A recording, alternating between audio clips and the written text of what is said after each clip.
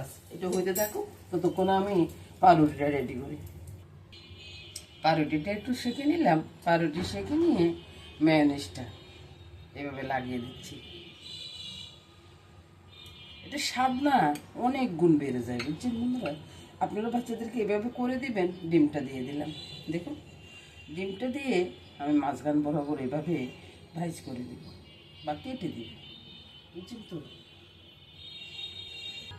দেখুন তো বন্ধুরা, আজকে টিফিনের রেসিপিটা কেমন হলো কমেন্টসে কিন্তু জানাবেন।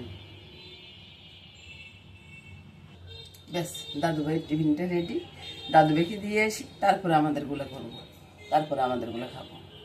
নমস্কার বন্ধুরা, শুভ সকাল। তুলসী তলে জল দিতে আসছি, তো পূজার ঘরে যাব, সন্ধ্যা পূজা সেরে তারপরে রান্নাঘরে যাব। সকালবেলার চা সুন্দর না? তো টিফিন রেডি করবো দাদুভাইয়ের জন্য আর কি। তো এটা সবাই খেতে পারে, তো এই জন্য দুইটা ডিম আমি এখন তেলে ছেড়ে দেব, ভেঙে তেলে ছেড়ে দেবো, মানে পোষের মতো হবে। কবুতরে কম্বল গাদ্দায় দিয়ে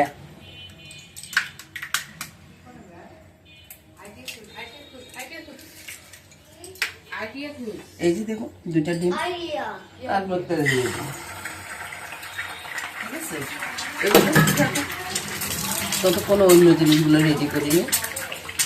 গোলাটা একবারে গেছে, একটু নুন নিলাম, দুটো এলাচির দানা নিতেছি, তারপরে চিনি নেব, ঝালের জন্য আধখানা মরিচ, বেশি দেব না, কারণ হলো দাদুকে খাবো তো, ওই জন্য আর বেশি দেব না, বুঝছেন? চিনি দিয়ে দিচ্ছি 1 চা চামচ, তারপর দিব দুধ পাউডার। তো আপনারা মনে করবেন যে এটা কি মেয়োনিজ দিয়ে করতেছি। বন্ধুরা, মেয়োনিজটা আপনার কাঁচা ডিম দিয়েও করতে পারেন, আবার ওই পোস্ট দিয়ে করতে পারেন, সিদ্ধ ডিম দিয়েও করতে পারেন, যেটা দিয়ে করেন। আর কাঁচা ডিম দিয়ে করলে হয় কি, আপনার দিনেরটা দিনে খেয়ে ফেলতে হবে। আর সিদ্ধ ডিম দিয়ে করলে এটা ফ্রিজে রেখে 1 সপ্তাহ অবধি খেতে পারেন। পোস্ট দিয়ে করলেও তাই। আমি কি করি, হয় সিদ্ধ ডিম দিয়ে করি আর নয়তো পোস্ট দিয়ে করি। এই যে ডিমটা পোস্ট হয়ে গেছে, তো এটাকে ভালো করে করে নিই, তারপরে ব্লেন্ডারে জারে দিয়ে দিব। এবার দিয়ে দিচ্ছি লেবুর রস, বুঝছেন? লেবুর রসটা কিন্তু অবশ্যই দিতে হবে, একটা লেবুর রস দিয়ে দিচ্ছি। এবার দেখুন মেয়োনিজটা বানানো হয়ে গেছে, এবার এটা ঢেলে নিই, তারপরে যে দেখাচ্ছি আপনাদেরকে কত সুন্দর যে একটা মেয়োনিজ হয়, এটা আপনারা দেখলে বুঝতে পারবেন। আর বন্ধুরা, ওই যে একটু কালো গোলমরিচ দিয়ে দিবেন, দিলে কি হবে জানেন, একটু ঝালটাও ঠিকঠাক হয়ে যাবে, আবার সে ওই যে খেতেও অসাধারণ লাগে। যেমন একটু ওই যে এলাচির সেন্টটা, তারপরে আর একসাথে হলে যেরকম হয় আর কি। এবার দেখেন এই যে ম্যানেজটা, ঘরের তৈরি ম্যানেজ আর বাইরে থেকে কিনে আনবেন, 1 সপ্তাহ বেশি থাকবে না। আমরা যত ডিপ ফ্রিজে রাখুন, তাও ওরা তো বানায় অনেকটা তেল দিয়ে।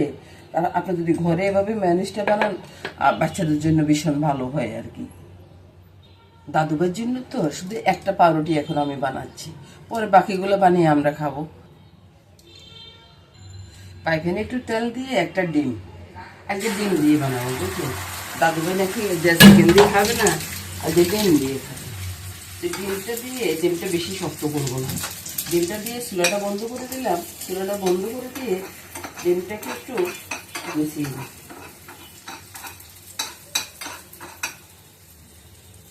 বাস এটা হইতে থাকুক, ততক্ষণ আমি পাউরুটিটা রেডি করি।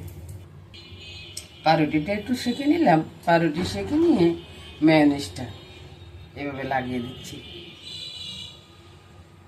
এটা স্বাদ না অনেক গুণ বেড়ে যায়, বুঝছেন বন্ধুরা?